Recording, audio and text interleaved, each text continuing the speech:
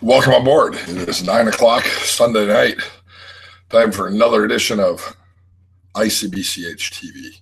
So it's great to have you. Here I have a chair, and I'm going to be joined tonight by a guest, not online, but in real life. In just a few minutes, we'll have two non-guards for the price of one. So Alex non-guard will be joining me here in a few minutes. Ray Williams, hello, good to see you. Lots of people in the room. Eli Patterson, David N., Keith Anthony, lots and lots of guests, lots and lots of people. Every Sunday night we get together here on Non-Guard, or actually on Icbch TV, so that we can talk about hypnosis, so that I can help you experience hypnosis by guiding you through a short session. And over the last couple of weeks, we've had lots of people join me, James Hazelrig, Aaron Little, Roger Moore, and I look forward to more people joining me over the next couple of weeks and the next couple of months. Lots of resources. This is free of charge. The purpose of this course is to assist those who are currently taking our Icbch courses to have a forum or place to ask questions and to get feedback and a time to experience or practice. Those of you who are not taking our courses, you're more than welcome to attend as well. It's great to have you here. If you've taken one of our courses, thank you. If you'd like to take a course, I think that you'll probably enjoy it. And right above us is actually a link. And that link is to some of our courses that I actually put on sort of a Christmas or special. You know, lots of people like to give hypnosis courses to either themselves or to other people as Christmas gifts. And Wednesday is probably the last day that I'm going to go to the mail, that there's going to be a chance for you to actually get whatever I mail in time for Christmas. So there are a couple items on a special link that I put right above here that you can actually get a big giant discount on, and you can get it shipped in time for Christmas. But of course, that actually applies to anything. You can order anything on the website, and I'll ship it before Wednesday. So if you're in the USA, it should get there by Christmas. If you're not in the USA, chances are you won't get it by Christmas. But you'll probably still have instant online access, and you'll probably actually enjoy it. Well, it's great to have everybody here. By the way, in the chat box down below, you can chat. You can ask me a question. You can ask anyone a question, actually. And there's a little place for you to type, and right next to it says guest and a number, you know, guest 416 or guest 831 or guest 1222. You can actually click on where it says guest and a number, and you can put in your own name there, and then we'll actually know who you are.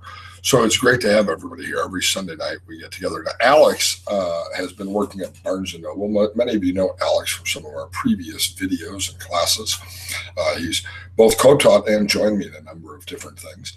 And he's been working over the Christmas holidays here at Barnes & Noble, earning extra money so that he can blow it at college. And so he got in late, and he's cooking a vegetarian pizza, organic vegetarian pizza from Sprouts.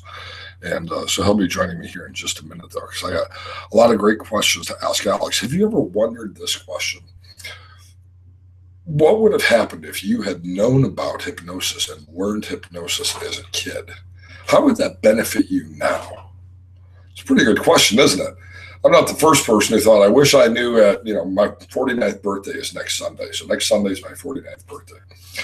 I would, if I knew at 19 what I know at 49 about hypnosis, that would be awesome. Well, Alex is one of those people who really does know what we know about hypnosis at 49 at age 19.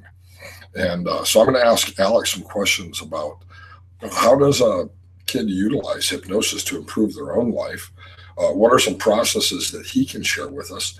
And what does he think it will take to bring hypnosis as a tool and as a modality to the next generation, which I think are some interesting questions we can actually glean insight from Alex on. I'm also going to guide you through a process today on pain control. The reason why I'm going to go through a specific process on pain control is there are a ton of great resources in our Facebook group. And our Facebook group can be found at www.icbchgroup.com. And that takes you, bam, right to our Facebook group. So icbchgroup.com just redirects to our group at Facebook. It's about 3,000 members there. But in addition to the discussion, what everybody participates in, there's actually a tab at the cross, and it says files. And that tab that says files has some truly useful things in there. There are a bunch of scripts.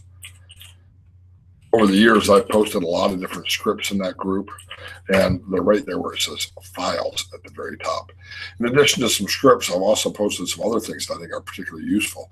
People ask me all the time about forms. What forms do you use in your private practice? You know, an intake form, an informed consent form, smoking assessment forms, etc. Well, a bunch of those are there as well. There's also some other resources that other members of the group have posted.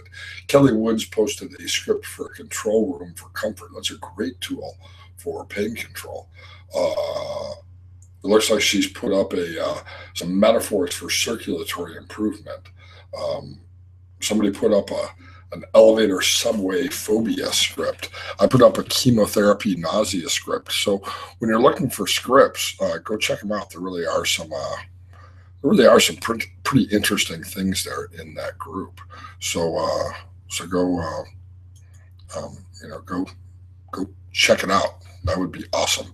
One of those, by the way, is I was just looking to see what was here. One of the things that's kind of interesting is somebody's posted 382 pages, which is a summary of all articles related to Wikipedia. So if you wish you had your own PDF book of everything on Wikipedia about hypnosis, bam, there you go. So it's really pretty darn interesting what people have posted in the file section. I posted a script a while back on glove anesthesia, and I'm going to actually go through that with you. One of the reasons why is because that script originally came from the course on medical hypnotherapy that I did about 2 years ago. And that course is a 6-hour-long course, and it's all on DVD. In fact, if you go to that link above for kind of the holiday specials or whatever else, it's on sale right now. The course is regularly $89, and it's on sale for $49. Here's the interesting thing: my website is screwed up for some reason, and it's not charging shipping. It's supposed to charge shipping. So not only do you get it for 45% off, but if you get there before Dustin answers my email and fixes the code, you're probably going to get free shipping as well. And I'll mail those out by Wednesday, so you'll have them by December 21st. But that script for glove anesthesia actually came from that particular course. That course is 6 hours of material, has lots of different processes for lots of different medical issues. But that was one of the things that was contained in that course. And so I'm going to guide everybody through a short or an abbreviated process of glove anesthesia. Sometimes people ask me, why is glove anesthesia important? It's a classic in the field of medical hypnosis or pain control hypnosis. And it's a classic for two reasons. One, it demonstrates hypnotic phenomena. Hypnotic phenomena being the perceptual changes that an individual has because of hypnosis. A lot of people want to feel hypnotized. Well, how do you help them to feel hypnotized? You produce or elicit hypnotic phenomena in your sessions with them. A psychologist named John Edgett, he wrote a book on hypnotic phenomena years ago. By the way, there's a hypnosis conference coming up in St. Louis that Willie Mitchell's hosting, and it's called the Heartland Hypnosis Conference. It's May 1st, 2nd, and 3rd, and John Edgett and I will be the featured speakers on the first day of that conference. But John Edgett is a psychologist who wrote a book on hypnotic phenomena. I cannot remember the title of the book. It's one of my favorite books in the field of hypnosis. And we help people to know that they're hypnotized, to ratify hypnosis by producing phenomena. The phenomena could be time distortion, phenomena could be hypnotic anesthesia, it could be age regression, hypnotic phenomena includes things like perceptual changes, negative, positive hallucinations, or lots of different phenomena. But a glove anesthesia process produces the phenomena of hypnotic anesthesia. The second thing that it does, and I think this is probably the most important thing, is it actually teaches a specific skill. It teaches a skill of eliciting hypnotic phenomena, but then being able to take it and apply it to anywhere that's valuable to the client. that's useful in pain control with hypnotic anesthesia, but it's actually useful in a number of different areas, because the whole goal of our work with clients is to help them take what they do in our office and use it in real life. I know it looks like there's an earthquake going on behind me and that these buildings are going to collapse. They're not going to. Alex should be coming in any moment, and because both of us are going to be in here, I want to make sure that they don't fall. So I hear Alex right now trying to figure out how to get into this little tiny office around the backdrops. I'm breaking the fourth wall. So here comes Alex Nongard. For those of you who have not met Alex Nongard, this is Alex Nongard. Hello. And Alex taught part of the mindfulness or contextual psychology course last June with Roger Moore and I up in Seattle. And you've probably seen Alex in some of my YouTube videos. What's interesting is one of the first videos, DVDs that I put out was actually a video on hypnotic induction. I never released this to the public. I only allowed hypnotists to buy it, but Alex was 10 at the time. And I did some kid inductions, and Alex was, I think that was your first video, with the teddy bear and the loonies and toonies. And so some of you have seen Alex kind of grow up. And of course, he's back home for the holidays because he goes to University of Oklahoma and Boomer Sooner. So he's back home for the holidays and working at Barnes & Noble, earning some extra cash. Oh, yeah. So, Alex, let me ask you some questions. You know, I said at the beginning of tonight's show, if I knew everything I know about hypnosis at age 19 that I now know, I think life would be awesome. You actually do know at age 19 everything that I know at 49 about hypnosis. How does hypnosis benefit you as a young adult or as a kid? I mean, you've been doing hypnosis your whole life. The first time Alex ever practiced hypnosis, he was about 4 years old. He wouldn't go to sleep. He told me to read him a story. I did not have time to read him a story because I had something else to do. So I put on probably an audio cassette at that time. It was an audio cassette.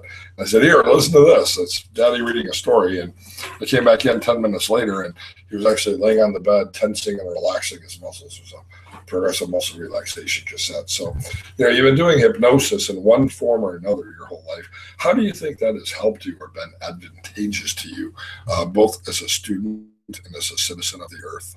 Well, I think there are two real answers to that question.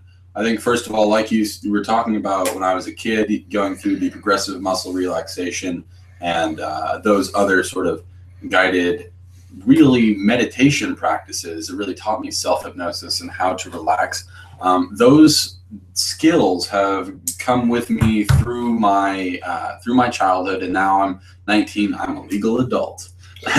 And so those skills of being able to relax at will, and I know I'm having a stressful day, and go into a state of self-hypnosis, that has had a large positive impact on me when it comes to academics, you know, de-stressing before a giant test, or, you know, preventing myself from freaking out in that. I'm a musician, so performance in general, using those self-hypnosis techniques has really helped me throughout that time. And the second aspect of that is being your guinea pig in a lot of hypnosis videos and watching you be a hypnotist throughout the years, and having, you know, been surrounded by hypnotists for most of my life. I'm sure. Yeah, I know all the leaders in the field of hypnosis. This is true. Willie Mitchell was here yesterday. All 5 of them. I know them all.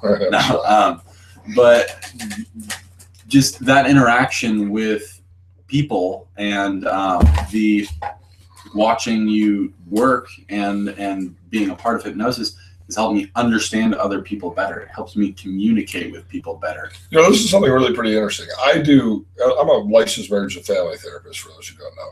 And I've always said the most valuable thing I can do as a marriage and family therapist is teach Bob and Bertha, okay, let's call Bob and Bertha, or 2014, maybe Bob and Bertha and Bertha. But the most valuable thing I can do in therapy with them in couples counseling is teach them hypnosis. And sometimes other therapists are like, how does hypnosis enhance communication? Now, you have a lovely girlfriend. I've seen her on many occasions. And She's you've wonderful. been dating her for a long time, longer than I usually date somebody for. This is And, true. and so all through high school. How do you think hypnosis enhances your communication in a relationship? Well, I think, like I said, it comes back to that communication effort. And Debbie and I have been dating for a year and a half, but we've been best friends for years before then. And I don't know, I think that my exposure to hypnosis has allowed me to turn what was already a really great relationship into something better by being able to communicate, by being able to help, by being able to be there for her in times of struggle. And like you said, you're a therapist. You know, I've been learning how to be a little bit of a therapist and helpful with relaxation techniques. You know, other people do say you're helpful. Right before we started, the real reason why Alex was late with his pizza, not only is because he was working, but he actually went to help a distressed lady in the parking lot of the grocery store jumpstart her car. So now, are you an auditory or a visual or a kinesthetic learner? What do you think your primary representational system is? I'm thinking auditory. Okay. Basically, You're the kind of guy who would read the directions, aren't you? I do read the directions. And I'm not, by the way.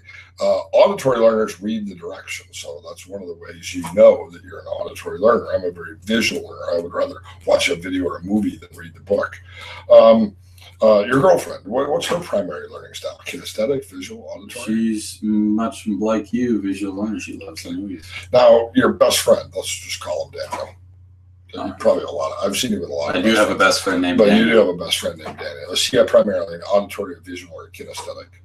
I'd say he's a kinesthetic learner. Okay. Your other best friend, let's call him a bearded saxophone player. Ah, yeah, Shane. Right.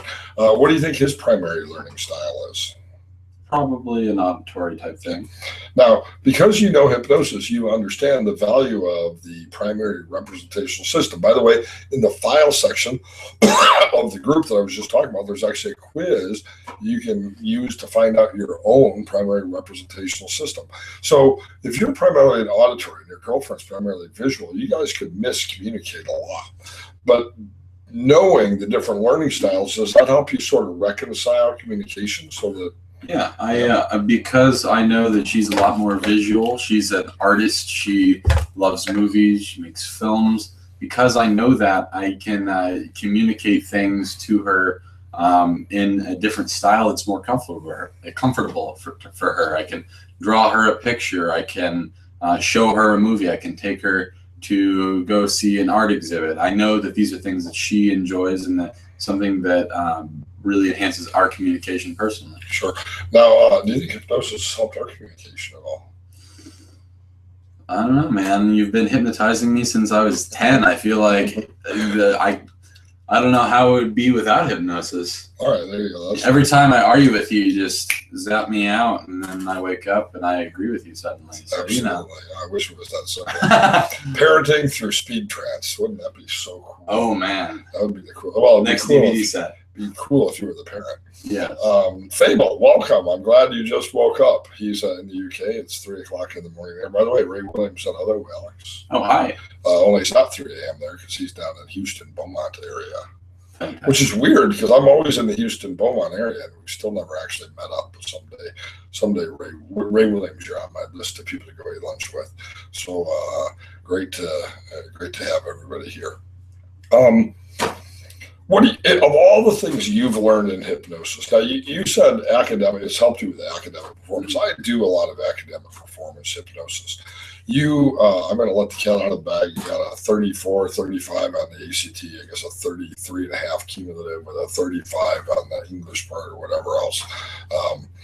So you got a bunch of money from OU for being an excellent student. You got mad at me once for not ever opening up your report cards. I remember you were like, you never look at my school stuff. They send you a report card and you never opened it up. So I opened it up. I said, why would I? It's always an A in every single class. So I opened up the damn report card to prove my point and everything was an A. So you've always been a straight A student. This is your first semester in college. What are your grades this semester? You told me. I'm pretty sure I got a straight A. There's one final where the jury's still out. I could pull it up. We'll see. Could get a B plus then. Could get a B plus. I have an 86 right now, but my final was worth 40% of the grade, and I think I did really well. So. All right, so they probably get straight A's once again because that tends to be what you do. Do you think hypnosis has helped you with academic performance specifically? Do you think your scores, your tests, your classes, your grades would be as consistent and as high as they've been had you not understood the concepts of self-hypnosis and mindfulness meditation? Absolutely not. I utilize mindfulness and meditation and general self-hypnosis all the time. I don't like to study. I really don't, but I know I need to. And by getting in the zone, by clearing my mind, and by using the techniques and skills of mindfulness meditation to focus, that is what allows me to really get in the zone and study and do my best on my tests and assignments. Because I don't have any problems with homework, but I hate reviewing for tests. And academically, mindfulness and meditation, the ability to concentrate that comes with the practice, that has been a lifesaver for me. This really helps with your grades, huh? Mm-hmm. Good. By the way, Keith Anthony, I said the non-guard assessment of primary representational systems was in the files section in our group on Facebook. I was wrong. I don't see it there. So I just posted a link on subliminalscience.com, my website, subliminalscience.com. Over on the left-hand side is a column full of categories. One of those categories is free resources. And the non-guard assessment of primary representational systems is here in the free resource section. As a matter of fact, in the next non-guard, I keep calling it non-guard TV because we did it for so many years, but in the next Icbch TV, that's what we're calling it now. Less narcissistic. There you go. I'm older and wiser. So maybe we'll actually spend some time specifically talking about that, and I'll make sure that everybody has a copy of it. So there you go. Fable, fell asleep listening to my seasonal affective disorder MP3. Yes, at hypnothoughts.com, there's a Secret Santa giveaway. It's not so secret, and a lot of people have posted some awesome resources. I posted today a free script and a MP3 and I think something else related to seasonal affective disorder. And that's my free gift to anyone who's a member of or reading the Secret Santa thread at hypnothoughts.com. Tis the season. Tis the season. So, well, it's not quite the season. The seasonal affective disorder season, I mean, you know, it can actually kick in with any season, but I think it probably kicks in big time, you know, shortly after the new year when things get really cold, the holidays are over, and it gets really, really cold, and it stays dark in January if you're in the northern hemisphere. Now, some of you are in the southern hemisphere, and it's your summertime, and you're wondering why all the Europeans and why all the Canadians and Americans are gloomy right now. It's because, of course, it's our winter time. But we're gloomy all the time anyways. I'm not gloomy when it's warm out. That's true. I'm only gloomy when it's, the darkness doesn't even bother me. Well, if I lived in Norway, I think that the darkness might bother me.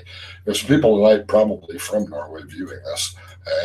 For some reason, I have a lot of people in Norway who like my stuff. I'm big in Norway, like David Hasselhoff was big in Germany. I'm big in Norway.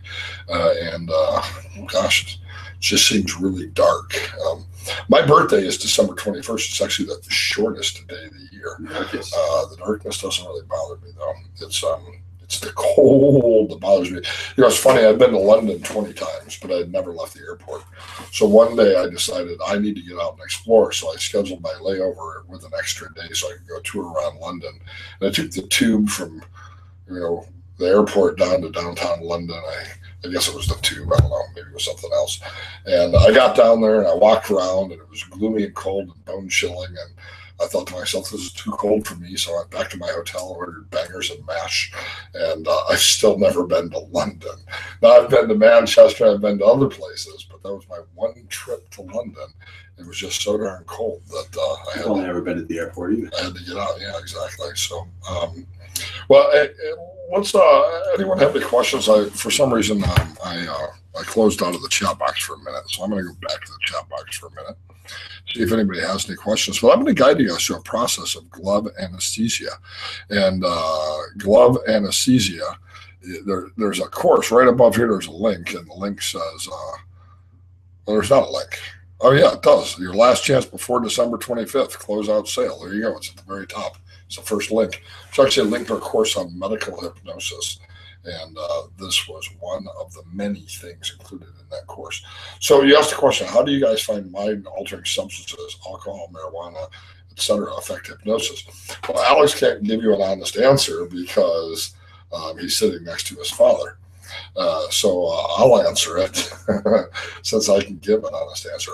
Because I've done a lot of stage hypnosis too, in addition to clinical hypnosis, performing in Las Vegas, comedy clubs, elsewhere, etc. The reality is when people are actively using psychoactive substances, it impedes hypnosis. Terry Stokes, probably one of the more famous stage hypnotists who's probably hypnotized more people than just about anyone in the world, says before his show, if you've had more than 3 drinks, or if you've had any ears, do not come up on stage. Simply enjoy the show from your seat. Everyone's like, ears? What do you mean ears? And he says, ear. Right? So if you've had any marijuana or you have any alcohol, he's always given that instruction, enjoy the show from your seat, in part because he doesn't want people throwing up on the stage. But the real reason why is mood-altering substances, whatever they are, simply impede hypnosis. Now, some chemicals are, in fact, sedative hypnotics. Alcohol is one of those, but it produces an artificial state of hypnotic trance rather than a natural state of hypnotic trance. I could probably spend all day long talking about it, but if I have a client who comes in my office who's either high or drunk, I'm simply not going to work with them. If I'm doing stage hypnosis and they're high or drunk, I'm simply going to send them back to the audience and tell them to enjoy the show from where they are. I find it a lot easier to work with people in hypnosis who are not using mood-altering substances. That being said, I have, because I've done shows in Vegas and elsewhere, I've had clients over the years who don't listen to me because they're drunk or high and they come up anyway. What happens to them is they simply fall asleep.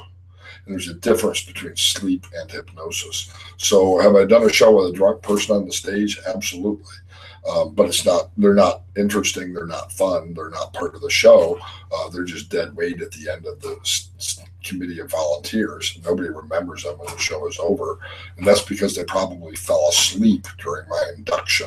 That would happen in the office as well. If somebody were high or drunk, they would fall asleep. And sleep is not a real productive state. So now there's another question. What about long-term use of chemicals? Long-term use of chemicals. You have people who are, chronic or habitual users of both legal and illegal drugs. They build up a tolerance, and they're often able to function despite the continued use of those things. So, Fable, I love your comment. You usually find it's best to wait till the client is gone before using any alcohol or marijuana. So, good joke there, Fable. Although I actually do recall seeing a marathon of Foster's beer cans being posted by at one point Fable. So we do know that Fable enjoys beer, or at least I know that Fable enjoys beer, as many people do. I do not. Last time I had a drink was March 31st of 1988. So it's been a long, long time since I've had a cold beer. But I will let Fable and others drink my beer, and I will volunteer to drive home. All right, let's go ahead and go through a basic process. Every Sunday night we do this, and this is a process of glove anesthesia. The script is actually posted in icbchgroup.com. It's there in the files section. And again, just a reminder to everybody, the very top, the first link is to the closeout specials. So if you want the whole course that this script is from, you can get it now and get it in time for Christmas, unless you're outside of the USA, which time you probably aren't going to get it in time for Christmas, but you will get the instant download and then get the DVDs shortly after Christmas. And although we're not supposed to have free shipping, Dustin, my webmaster, has not returned my emails, and so the code is screwed up. And so until he fixes the code, which afterwards, maybe tonight, maybe tomorrow. You're going to get free shipping too. All right, glove anesthesia. The basic premise here is that we're going to produce a hypnotic phenomena. We're going to produce the phenomena of anesthesia in a spot on our hand, the sensation of no sensation. Then we're going to be able to expand that. You see, why would we use this in pain control? Somebody who has pain can learn the process of glove anesthesia in our office, then they can utilize that technique as a self-hypnosis technique anywhere in the body at any time, even if they're not in a hypnotist office. So it's a truly useful technique, and it's kind of fun. So wherever you are right now, just relax, close your eyes, make sure you're stable in the chair. You might want to turn the ringer off your phone so you're not disturbed. But even if you are disturbed by a phone ringing or somebody knocking over the wall behind you, or a dog barking or a train driving by or whatever happens in the world, those things won't disturb you. They will simply reassure you that you're right where you're supposed to be, learning what you need to be learning. So if somebody's in the other room watching TV, you can still go through this process by closing the eyes and taking a breath and simply breathing in and breathing out. Breathing in and breathing out. Now, for this exercise, let your hands rest on the armrest of the chair where you are. Or you can rest your hands in your lap, but don't cross them for this exercise. Normally, when I'm doing hypnosis with people, I won't really care what position they're in. You know, some people say, well, make them uncross their arms or uncross their feet. You know, whatever people are happy doing is usually okay with me. But for this exercise, simply let your hands rest on the armrest of the chair or on your lap. And as you breathe in and breathe out, pay attention to this moment, this time, this place, where you've set aside some time to learn some new things about hypnosis. And relax the body. Relax any tension you have in the forehead or the jaw. Unclench the jaw, as a matter of fact. Notice what relaxation feels like, and how with each breath, the heart rate becomes calm and regular. The breathing, smooth and rhythmic. Just scan your body anywhere you're carrying the tension of the day. Let that tension melt away or disappear, and notice the eyelids, each eyelid controlled by micro muscles that open and close many times throughout the day. And notice how good it feels right now to let them be closed and relaxed and very heavy. And how good it feels to let your hands rest on the armrest of the chair or your lap, heavy and comfortable. How the feet and toes are also very relaxed. As easily as you can relax the body, you can also relax the mind. To this point, you've been focusing on physical relaxation, but you might have found that the mind has been wandering. That's okay. After all, that's what minds do. They wander. So it's totally normal for your mind to wander during a hypnosis session. But to fully relax the mind, simply focus on the breath, setting aside anything either known or unknown that's keeping you from fully benefiting from this experience. And with each breath, note how wonderful it feels to set aside time tonight or this morning to increase your self-awareness. And let each breath double the sensation of relaxation. Let each breath take you into a deeper state of creativity and awareness of your internal experiences. And I'm going to count backwards from 10 to 1. And with each number, just double that awareness of relaxation. Never asleep, only deeply relaxed. Breathing in, breathing out, smooth and rhythmic breaths. 10, 9, 8, you're doing perfect. 7, 6, 5. All the way down now. 4, 3, 2, 1, 0. All the way down. Now focus on your hands, your left and your right hand. Focus on them both simultaneously. Perhaps noting that your attention is drawn to one or to the other. Perhaps your attention being drawn to the right hand, leaving only one hand left. Or your attention being drawn to the left hand, that being the right choice for you. Either way is fine. But one of those hands is more noticeable or more important to you. And if you don't have a sensation of which hand is more important or noticeable to you at this particular time, just choose either one and let that be that hand. Now take your other hand, lift it up, point your index finger towards the ceiling. If you're not quite sure what I'm saying, you can open your eyes for a second to see my index finger and Alex's index finger pointed towards the ceiling. And close your eyes again and bring that index finger to the back of that hand that you brought your awareness to. Just touch the back of your hand. Press that fingertip into the back of your hand on the hand that rests on the armrest of the chair. Now move your hand back to its original position so both hands are resting on the armrest of the chair or on your lap. But bring all of your awareness to the hand that was touched, to that spot where your fingertip touched the back of the hand. Even though you moved your finger a minute ago, you can still notice that place, that spot where your fingertip touched the back of your hand. A spot the size of a fingertip, or maybe even the size of what might be an American dime or a small coin in your country. As you breathe in and breathe out, bring all of your attention to that spot that you touched, allowing yourself to sense the sensation of no sensation in that place, that spot. It's really amazing how you can feel your hand, feel your fingertips, feel the back of your hand, the skin around where you touched, but in that very small spot, you can be aware of that sensation of no sensation. And as your creative mind works, you have an ability to expand that awareness of the sensation of no sensation in that spot on the back of the hand, letting it become a little bit larger, the size of an American quarter, or maybe a larger coin in the country where you live. And notice that spot a little bit larger, the sensation of no sensation in that place.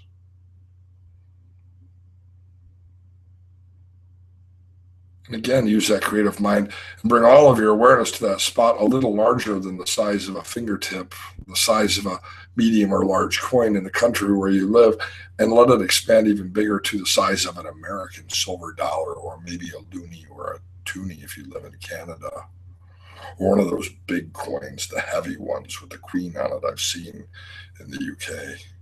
I don't know if that's a pound coin or something else, but they're pretty darn big. And two-tone to boot. But notice that spot on the back of your hand, almost as large as the back of your hand. And now expand that awareness, that sensation of no sensation, to the entire back of your hand. And with the next breath, breathe in and breathe out. And as you breathe out, breathe into your fingertips, expanding that awareness of the sensation of no sensation to a spot that covers your entire hand, just like a glove. You can test to find out if you've been able to create the sensation by being aware of how the sensation of no sensation is just present. And that even though you know the cognitive mind could lift that hand, it feels so relaxed and so good to simply have no sensation, that if you try to lift that hand, it won't move. It'll be just locked down tight, stuck to that chair or stuck to your leg.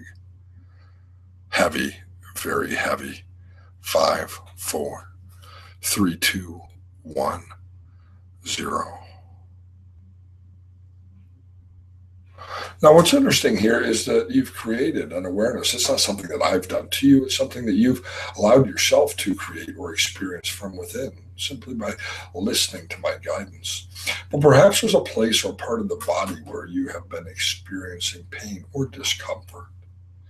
Take that hand now, that sensation of no sensation, and bring it to that place on the body. Just let it rest on that place in the body that's been distressing to you, and let your hand return back to where it was.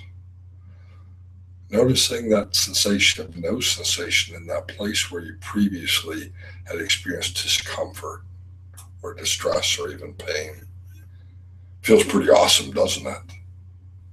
To move from a state of discomfort to a state of awareness of the sensation of no sensation, the hypnotic phenomena of anesthesia.